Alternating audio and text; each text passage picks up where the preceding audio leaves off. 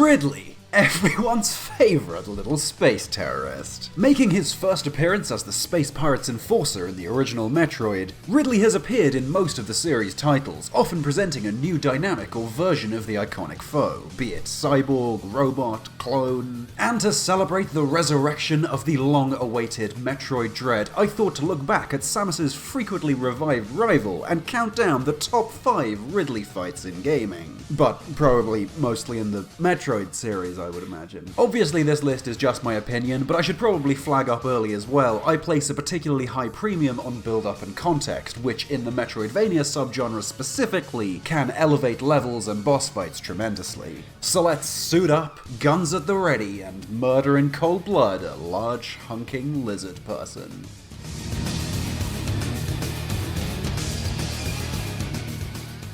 A cool thing about having a recurring showdown like that against Ridley is that it can be used as a microcosm of the overall game. And what better way to set up the most cinematic, largest scope Metroid adventure yet than by having the most iconic villain spearhead a full invasion of the first planet you explore, ending with a gloriously over-the-top one-on-one duel as you both plummet down a generator shaft. Meta Ridley's shock appearance is a great moment by itself, providing a level of either sudden intrigue or knowing anticipation based on your familiarity with the series. His wings are visibly damaged, likely due to scars of his previous fight in Metroid Prime, and you can see a blue tinge on his body, hinting at attempts of phazon augmentation. The purpose of the segment on Norion is largely to set up the use of phazon the Federation, Space Pirates, and soon after Samus come to rely on, and showing Ridley like this is a perfect means of making that world building feel more organic, while showcasing the intense vendetta Ridley has built up against you. It's a pretty simplistic fight once it begins, just avoid energy projectiles when Ridley is at a distance from you, then fire charge attacks at his glowing mouth or talons when up close. And it's a pretty easy one too, with meters of shaft remaining serving more as decoration than as a realistic time span you could run to the limit of, but for such an early game encounter I don't think you need much more. Style over substance is tolerable if that style is allowed to fully take the lead. Meta Ridley's second duel in the trilogy sets up the tone and themes of the third game tremendously, while providing a stellar introduction or reintroduction to the winged fiend we know and love, and makes it for sure one of the better Ridley clashes to date.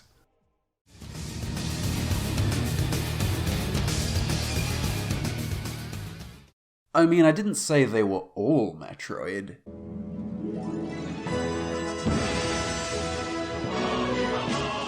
Side note, if this theme brings you indescribable bursts of nostalgia, you are my people. Brawl's Subspace Emissary felt like the promise of Smash Bros. Finally brought to life, actually seeing these iconic franchises meet not just as aesthetically recognizable puppets for a fighting game, but as actual characters interacting in a brand new giant adventure. It's for that reason the boss fights of this mode were so disappointing, neglecting the immense potential of this concept to give us either totally original boss fights, which who cares, that's not what we're playing Smash for, or recognizable baddies in basically generic locations. The one exception to this being the penultimate fight of the main story, Meta Ridley, fought atop Captain Falcon's own Blue Falcon hovercar. Seeing the Blue Falcon ripped straight from the Big Blue stage alongside the fearsome cybernetic space beast is cool and all, but what elevates the fight to classic potential is the extent the two interact, given it's your only platform throughout the battle. Many of Meta Ridley's attacks affect the ship's height or positioning, and he can even swipe the whole thing underneath the stage's blast zone, resulting in an instant KO. Other attacks involve shooting fireballs and swiping across the ship's surface, using his massive size as a weapon with his huge talons and giant wingspan.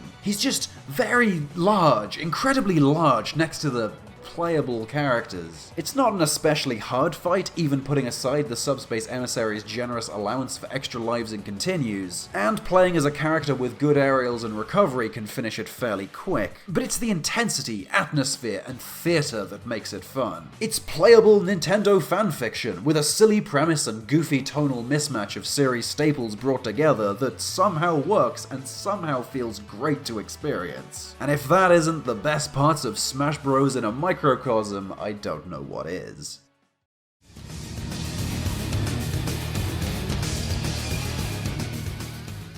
For For such a deconstructive take on the Metroid formula, Fusion fittingly provides a unique take on fighting Ridley. Instead of facing the man himself, his Super Metroid death being canonically his last stock, Fusion pits our heroine against an ex-Parasite recreation and enhancement of a Galactic Federation clone of the original, known as Neo Ridley.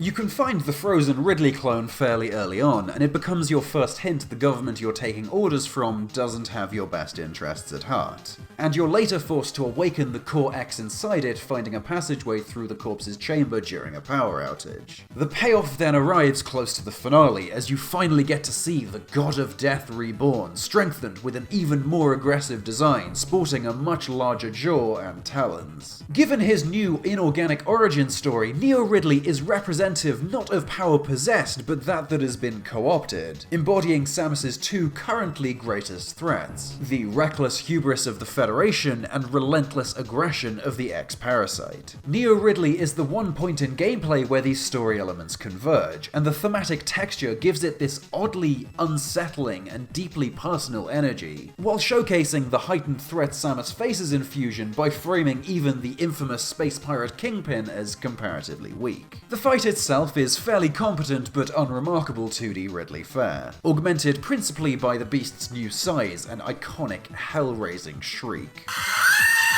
It can use his talons, fiery breath, or spiked tail to attack, and is weak to fully charged plasma shots and diffusion missiles. Deal enough pain and it reverts to a Core X, which upon its defeat grants you the screw attack. The extra cramped setting fits the overall atmosphere of Fusion, and provides a slightly new range of strategies now you cannot keep your distance so easily. But ultimately, the fun factor is provided by the recognizably good boss design of Ridley we've seen before. Neo Ridley is a first-class synthesis of combat and world building that transforms what is ultimately just a fairly standard run-and-gun boss encounter into a gloriously powerful and cathartic chunk of gameplay.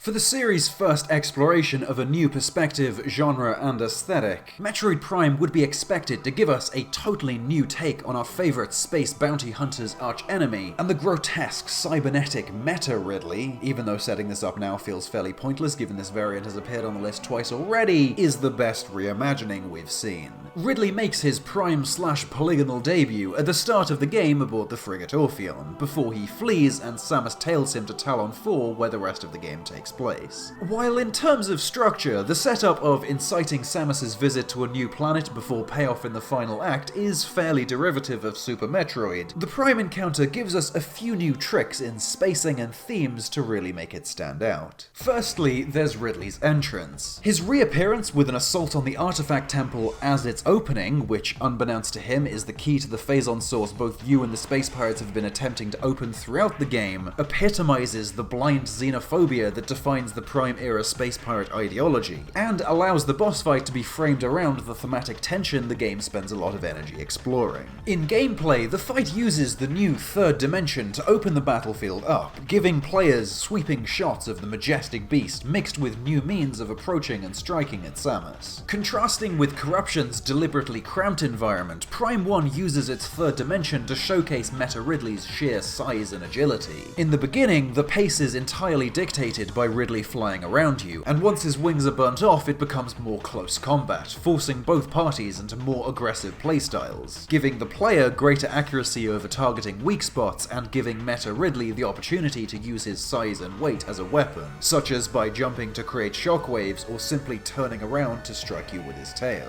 The Prime Trilogy's phenomenal characterization through body language particularly shines here. You can see his ferocious yet analytic approach to combat, always protecting his weak spot while remaining on the offensive throughout, and facing off against, outsmarting and overcoming such an intimidating rival is all the more satisfying because of it. Prime 1's Meta Ridley is a stunningly complete and compelling battle, showcasing the best of the series' world building alongside the smoothest feeling first-person combat the series has seen. Runners up! This is why your favourite wasn't included. I'm not sorry. Samus Returns Proteus Ridley. Cool fight. Shame about it being unfitting, explicit fanservice that actively undermines the poignancy of the finale and weakens the entire experience. The needless fanservice argument could be made against Zero Mission's Mecha Ridley too, although it certainly fits the bombastic final act much better. Slightly underwhelming Ridley fights are the closest thing Zero Mission has to a flaw. Other M didn't happen. Metroid, it's the one that started them all. No. Corruption's Omega Ridley. Decent test of your full capabilities up to that point. I just think the generator shaft one is more fun. Nintendo Land? Fucking pinball? Now we're reaching. On to number 1.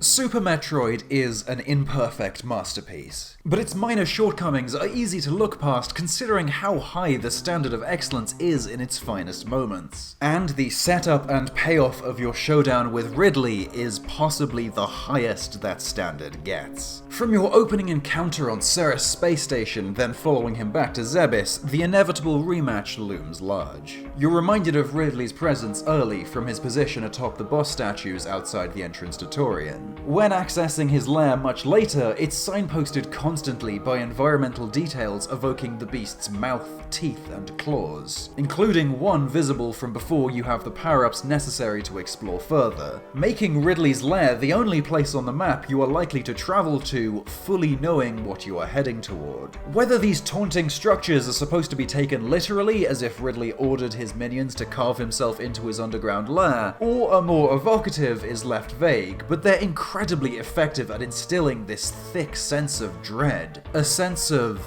Metroid dread. Sorry, I have to say that for the algorithm. The boss fight slaps, and slaps hard. Ridley's arena is tall and thin, taking advantage of the increased movement options given it's the first major boss encounter after getting the space jump, but in a way that makes his aggression and size a decent problem you need to work around. Dancing around a large flying enemy while searching for openings to fire missiles or charge shots also fits Super Metroid's floatier gameplay better than any fight in the game. While most bosses, mini-bosses, and even standard enemies fall into a kind of rhythm that needs to be adapted around, Ridley is constantly vulnerable and unpredictable, which both places more control over the pace of combat into the hands of the player while increasing the difficulty and level of engagement. It's a similar method to the strategy of establishing an emotional through line through combat that Ocarina of Time uses, and that I spent like half a video covering a few months ago. It's never unfair, but never wholly comfortable. Super Metroid was years ahead of its time in its ability to showcase interesting and surprising story and world-building developments within playable chunks of gameplay. The most discussed example of this is the finale, but I'd argue the encounter with Ridley was the more compelling example, because control is never wrestled away from the player. Elements like the foreshadowing throughout his lair, allowing you to backtrack and search for more upgrades if you don't feel confident enough yet, and the quiet pause when you enter the boss room before Ridley appears, allowing the player to react in their own way, strengthen both narrative and gameplay. Placing this fight after your acquisition of both the space jump and screw attack means your playstyle becomes more aggressive and your movement subtly mirrors Ridley's, drawing attention to the parallel between yours and his actions throughout the game, both storming through enemy lines to seek control of the last of a dying race on the behalf of a somewhat sketchy institution. I haven't talked about music yet on this list because it's largely variations on the same one theme. Well, that theme originated here, and the SNES version is still one of the best renditions. Super Metroid was the game that cemented Ridley as a video game icon, and rightly so. His interactions with Samus blend narrative and gameplay so tightly, so organically, and so effortlessly it would become almost invisible if it weren't for how utterly fun it is. It well earns the finality of being the OG Ridley's canonical death, and earns its place as the most compelling and best boss fight against the dino gaming has to offer. Thank you for watching this video, largely consisting of cut parts from the much larger Every Metroid Game Ranked video you can see with a link on the screen. Also, did you know I have a Patreon? Seems pretty cool, IMO. Like and subscribe, fuckers. Good night.